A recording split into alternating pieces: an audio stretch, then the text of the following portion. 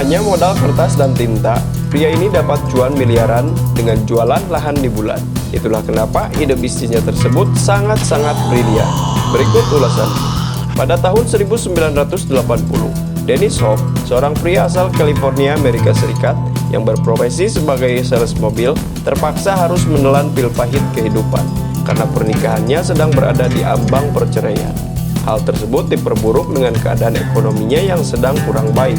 Sementara di Amerika Serikat, proses perceraian akan memakan uang yang tidak sedikit, apalagi bagi pihak laki-laki. Suatu malam, saat Dennis sedang berada di rumahnya, ia berujar dalam hatinya, "Andai saja aku punya properti, pasti aku akan lebih mudah untuk menghasilkan uang." Ia pun membuka jendela rumahnya dan memandang bulan. Beberapa saat kemudian, muncullah ide gilanya untuk jualan lahan yang ada di bulan. Namun sebelum mengeksekusi rencana bisnisnya tersebut, ia terlebih dahulu melakukan riset tentang hukum status bulan dan benda-benda angkasa lainnya. Dennis pun pergi ke perpustakaan dan menemukan buku yang berisi perjanjian luar angkasa tahun 1967 yang ditandatangani oleh banyak negara, termasuk dua negara adidaya pada saat itu, yaitu Amerika Serikat dan Uni Soviet. Artikel 2 dalam perjanjian tersebut menyatakan bahwa luar angkasa, termasuk bulan dan benda-benda langit lainnya, tidak bisa diakuisisi oleh suatu negara, baik melalui klaim kedaulatan, penggunaan atau pendudukan, atau cara apapun. Setelah membacanya, Dennis pun sadar bahwa perjanjian tersebut memang melarang suatu negara untuk mengakuisisi kepemilikan benda-benda langit, namun tidak melarang individu atau perorangan untuk melakukannya, sehingga ide bisnisnya tersebut tidak akan terkendala oleh masalah hukum. Untuk memastikannya, ia mengirim surat klaim kepemilikan bulan dan 8 planet di galaksi Bima Sakti kecuali planet Bumi kepada PBB. Dalam suratnya, ia juga meminta PBB untuk memberitahunya jika klaimnya tersebut melanggar hukum internasional. Namun karena tak ada balasan dari PBB, maka Dennis menganggap PBB telah meng-approve klaimnya tersebut. Akhirnya, bisnis real estate bulan Dennis pun dimulai. Ia mulai berjualan sertifikat lahan di bulan dan planet-planet lain selain bumi.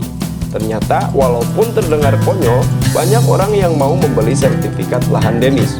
Kemudian pada tahun 1990, Dennis memutuskan untuk berhenti bekerja dan fokus menjadi bos real estate benda-benda langit, karena ia mendapatkan penghasilan yang cukup dari usahanya tersebut. Pada tahun 1996, Dennis membuat website pertama untuk bisnisnya yang ia beri nama Moonshot.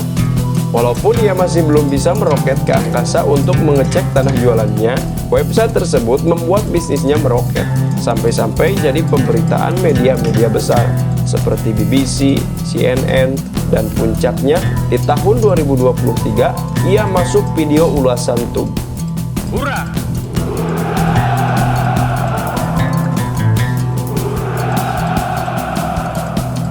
Sampai saat ini, Dennis sudah memiliki 6.011.000 pelanggan yang tersebar di 193 negara. Para pelanggannya berasal dari berbagai kalangan.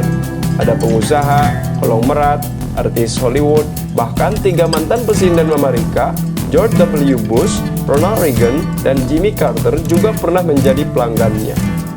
Dari bisnisnya tersebut, Dennis memperkirakan ia telah menghasilkan sekitar 12 juta dolar Amerika, sekitar 30 miliar jika dirupiahkan.